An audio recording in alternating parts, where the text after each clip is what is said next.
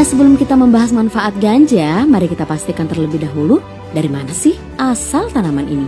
Nah, sebuah bukti arkeolog dari tanaman multifungsi ini diketahui tercatat 37 juta tahun yang lalu dari Kazakhstan dan kemudian tersebar di timur Himalaya. Berdasarkan studi yang dipublikasikan pada jurnal Vegetation History and Archaeobotany, para peneliti yakin wilayah dataran tinggi tersebut merupakan asal dari tanaman ganja. Lalu ia kemudian menyebar pertama kali ke Eropa 6 juta tahun lalu. Dilanjutkan ke Tiongkok Timur sekitar 1,2 juta tahun yang lalu. Di masa lalu manusia mulai menggunakan tanaman ini dalam 8.000 tahun terakhir. Awalnya hanya memakan bijinya nih sebagai sumber makanan, kemudian menggunakan batang tanaman ini untuk membuat produk berkualitas tinggi. Produk yang dihasilkan tinggi akan serat dan tahan lama, diantaranya pakaian, tas, kertas, dan tali. Setidaknya selama ribuan tahun banyak produk yang terbuat dari ganja telah bertahan sampai hari ini. Mulai dari Spanyol sampai ke Taiwan sebelum akhirnya digunakan di Amerika dan orang Eropa untuk obat psikoaktif. Nah, beralih ke zat yang terkandung dalam ganja, tahu nggak sih Science Lovers bahwa tanaman ganja sebenarnya memiliki lebih dari 500 bahan kimia alami dan aman di dalamnya. Zat kimia ini menyebar ke seluruh aliran darah melalui tubuh dan otakmu ketika kamu menggunakan ganja. Di antara 500 bahan kimia tersebut, ada 2 elemen penting dan paling terkenal dalam ganja yaitu THC dan CBD. THC adalah tetrahydrocannabinol, merupakan komponen psikoaktif utama dari ganja. Senyawa kimia berfungsi sebagai mekanisme pertahanan tubuh.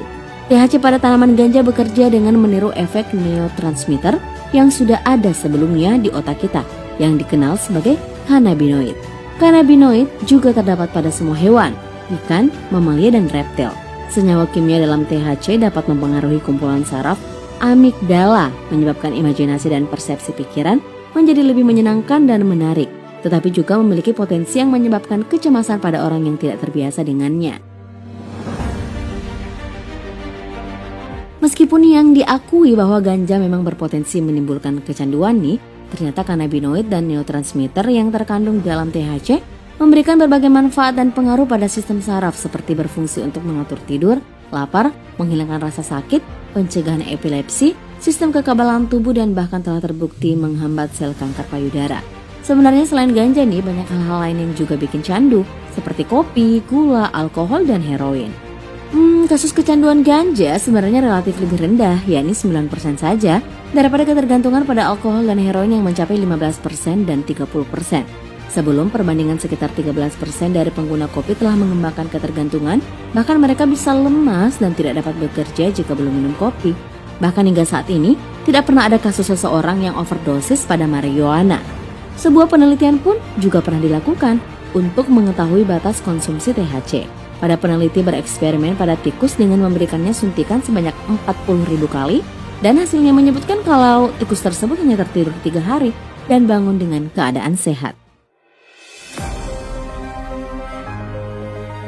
Sebenarnya, efek ganja bukan hanya sekedar obat penenang, tetapi juga dikenal membantu meningkatkan nafsu makan dan mengurangi muntah pada penderita AIDS atau HIV dan orang yang mengalami kemoterapi.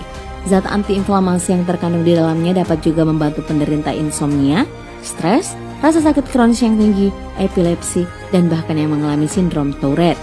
THC memiliki setidaknya 85 cannabinoid yang berbeda, dengan masing-masing memiliki kemampuan untuk mempengaruhi orang secara berbeda.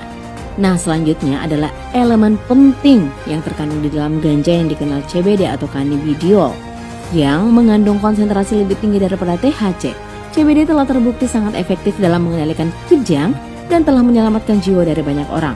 Contohnya adalah Charles Figi yang berusia 6 tahun yang orang tuanya diberitahu bahwa ia akan mati karena penderitaannya yang terus-menerus akibat kejang grand mal. Sebagai upaya terakhir baginya, orang tuanya memperoleh ganja medis yang dirancang untuk membantu kejang setelah puluhan obat yang berbeda gagal membantu mengendalikan lebih dari 300 kejangnya seminggu. Hasilnya tentu saja mengejutkan bahwa ganja medis telah memberikan kehidupan baru bagi Charlotte. Dia sekarang berkat ganja hanya menderita 2-3 kali kejang per minggunya.